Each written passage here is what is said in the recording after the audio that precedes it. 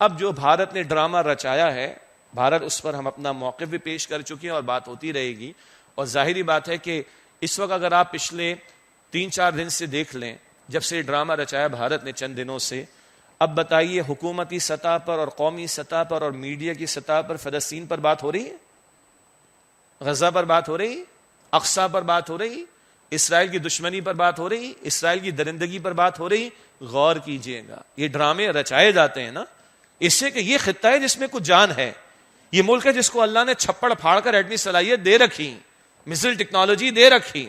پھر پیغمبر علیہ السلام کی بشارات، یہ خراسان اسی علاقے نے بننا ہے، یہ پاکستان کا کچھ علاقہ اور افغانستان کا علاقہ، خراسان والی احادیث بار بار آئیں اور وہ یہود نے بھی مطالعہ کر رکھا ہے.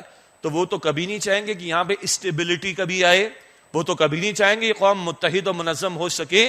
تو چلو اتحاد ثلاثہ ابلیس اتحاد ثلاثہ کون؟ امریکہ اور اسرائیل اور یہ بھارت کا گٹھ جوڑ. چلو پاکستان کو ادھر انگیج کرو، ادھر مشرقی سرحد پر انگیج کرو، ادھر چائنا کے ساتھ ان کے تعلقات بھی خراب کرواؤ اور امریکہ کا ساتھ دلوا کر افغانستان کے بارڈر کو بھی خراب کروانے کی کوشش کرو. ان کو یہیں پر انگیج رکھو. یہ امت تو بڑی بات ہے، کوئی درد محسوس کرنا بڑی بات ہے، ادھر ان کو اپنے آپ کے اندر انگیج کر دو. ہمیں ان باتوں کو سمجھنا پڑے گا. اور ہاں، اگر ہنگامی بنیادوں پر بھارت نے ڈرامہ رچایا ہے تو ہماری فوج کو اور ہماری قوم کو ایک پیش پر ہونا چاہیے. سیدھی سی بات، ہمارے اپنے اندر کے اختلافات وہ ہیں، ان کو درست ہونا چاہیے، نفرتوں کو دور کرنا چاہیے، ماضی کی غلطیوں کا ازالہ کرنا چاہیے اور قوم کو اسلام کے کلمے کی بنیاد پر اٹھانے کی ضرورت ہے. لیکن اگر ہنگامی طور پر یہ معاملہ بھارت نے رچایا تو ہم یہی سمجھتے کہ ہماری افواج، بہرحال ان کا موٹو کیا ہے؟ ایمان اور تقوی اور جہاد فی سبیل اللہ. تو ذرا وہ جہاد فی سبیل اللہ اور وہ ایمان و تقوی کی بھی یاد دہانی ہو. محض اسلحے کے زور پر ہم نہیں جیت سکتے جب تک کہ اللہ کی مدد ہمارے شامل حال نہ ہو.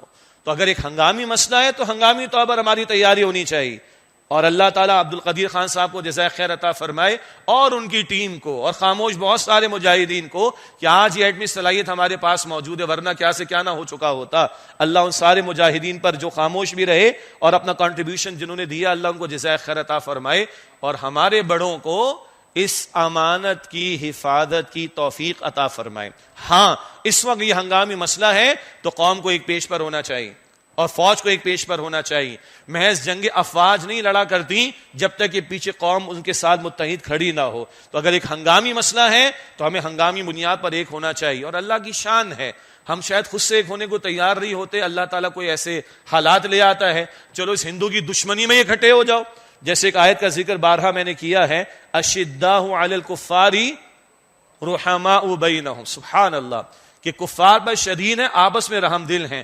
شدید ہونے کا ذکر پہلے آیا، اس کی تشریحات اور بھی ہیں، تفصیل میں نہیں جا رہا. تو شاید اندر ابھی ہمارے اندر رحمت پیدا نہیں ہو رہی اور محبت پیدا نہیں ہو رہی. تو چلو دشمن کی دشمنی میں ہی ایک ہو جاؤ. اشداء علی الکفار پر آؤ گے تو رحماء بینہم بھی آ جائے گا انشاءاللہ. اور آخری آیت تلاوت کی گئی تو بار بار ہم تلاوت کرتے ہیں، یا ایھا الذین آمنوا ان تنصروا اللہ ینصرکم یثبت اقدامکم. ایمان والو، اگر تم اللہ کی نصرت کرو گے، اللہ کے دین کی مدد کرو گے تو اللہ تمہاری مدد فرمائے گا، تمہارے قدموں کو مضبوطی عطا کرے گا.